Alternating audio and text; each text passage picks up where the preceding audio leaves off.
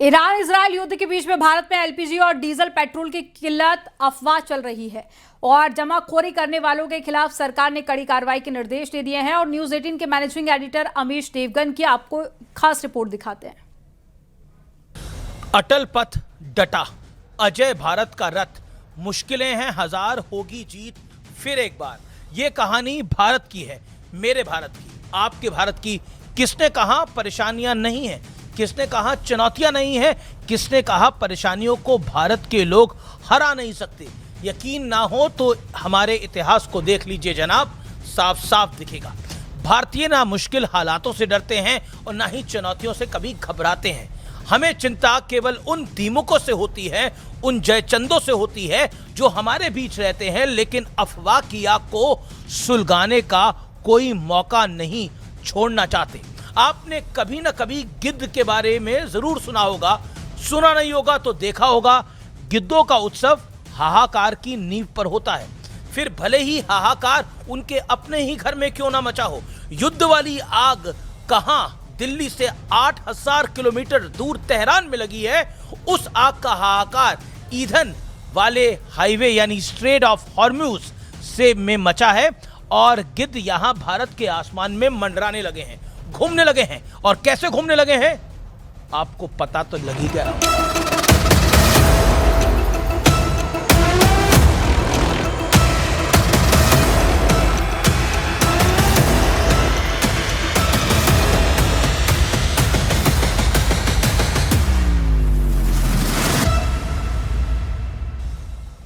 Viewers नमस्कार, मैं हूं अमीश देवगन। सत्य और तथ्य में आज मैं बात करूंगा अफवाह की हवा निकालने वाले विश्लेषण की। सिर्फ भारत की नहीं, इस वक्त पूरी दुनिया की सप्लाई चेन ठप है। खासतौर पर रसोई गैस यानी एलपीजी की काफी किल्लत है। दुनिया के अधिकतर देश, छोटे बड़े, अमीर गरीब यानी रिच और पुअर, सबकी हालत टाइट है। गरीब देश से याद आया, पाकिस्तान में तो कोरोना जैसे लॉकडाउन की स्थिति हो चुकी है। बांग्लादेश में भी हाहाकार है। हालांकि यूरोप और एशिया के करीब करीब हर देश पर इस युद्ध का बुरा असर यानी खराब इंपैक्ट पड़ रहा है। लेकिन सवाल है कि भारत के हालात असल में कैसे हैं? क्या वैसे ही हैं जैसा विपक्ष बताने का प्रयास कर रहा है? क्योंकि विपक्षी नेताओं की माने तो देश में एक बार फिर लाइनें लगने की नौबत आ चुकी है। बहुत बुरा हाल होने वाला है। दावा है कि देश में एलपीजी की कमी बहुत ज्यादा हो गई है। मोदी सरकार की विफलता का नतीजा है। एलपीजी क्राइसिस का कारण क्या है, इस बारे में देश नहीं दुनिया का बच्चा बच्चा जानता है।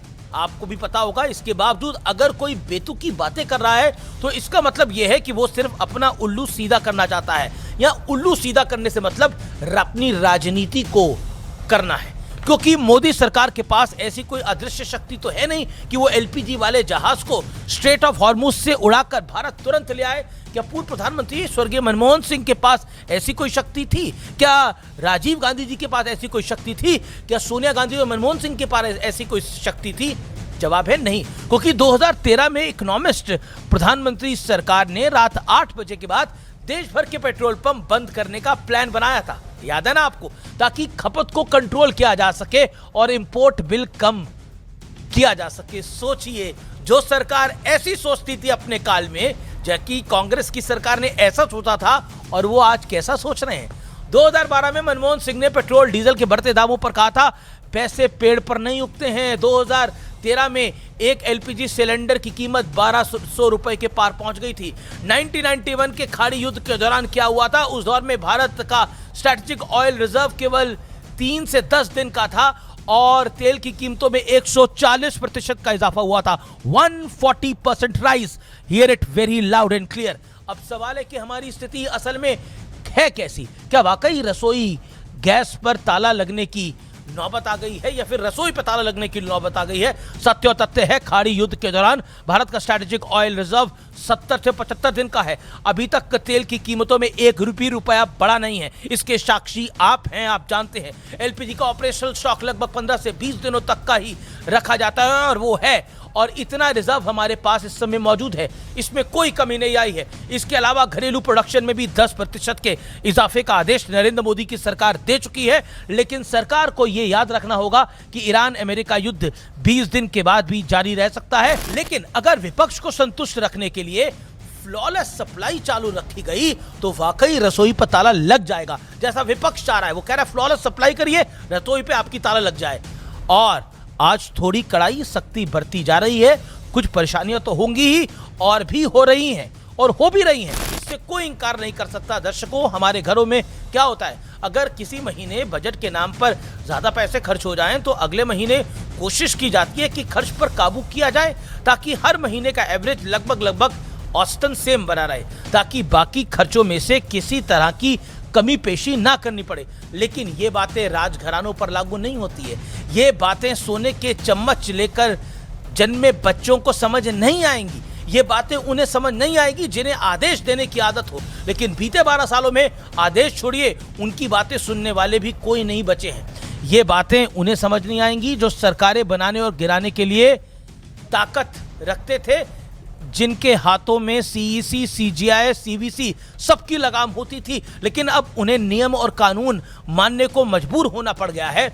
ये बातें उन्हें कतई समझ नहीं आएंगी जिनका जीवन अब सिर्फ और सिर्फ इस बात पर टिका है, ना जाने कब कौन सी अफवाह क्लिक कर जाए और उनका काम बन जाए। लेकिन इस मुश्किल दौर में आपको सावधान रहना है, देश का साथ देना है, सच्चा देशभक्त बनना है। ट्रैक पर चल रहे अपने देश को अफवाह की आग में झोंकने से बचाना होगा।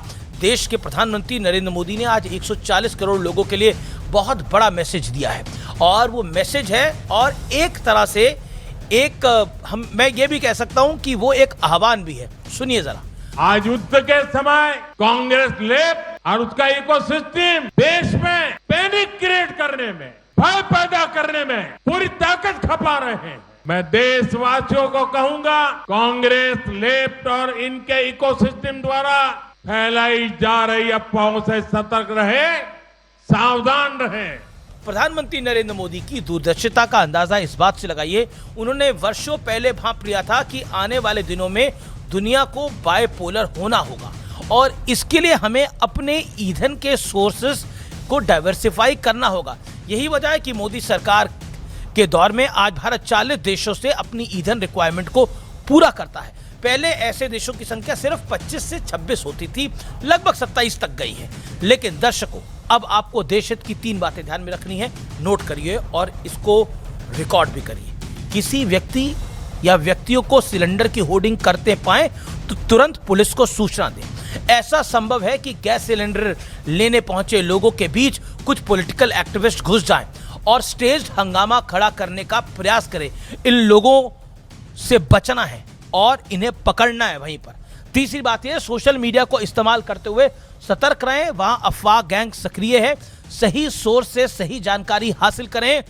सियासी बेरोजगार जमात आपको कभी सच्ची बात नहीं बताएगी और इस वीडियो को घर घर तक पहुंचाएं, क्योंकि अफवाह जितनी फैलेगी उतना नुकसान देगी और सही खबर को पहुंचाने के लिए हमें थोड़ी मेहनत जरूर करनी पड़ती है, लेकिन वो पहुंचती जरूर है। इसलिए देश हित में इस वीडियो को ज्यादा से ज्यादा शेयर करें। मेरा आपसे हाथ जोड़कर निवेदन है, जय हिंद, वंदे मातरम। देशभक्ति सिर्फ सरहद पे खड़े होकर नहीं होती, देशभक्ति सही जानकारी देने से भी होती है और इस समय देश को सही जानकारी की दरकार है। इस सही जानकारी को घर घर तक पहुंचाइए, जैसा कोविड में आपने किया था। हाथ से हाथ पकड़ के चलिए, यही मेरा आपसे निवेदन है और इस वीडियो को बहुत बहुत ज्यादा शेयर करिए। नमस्कार, जय हिंद, वंदे मातरम।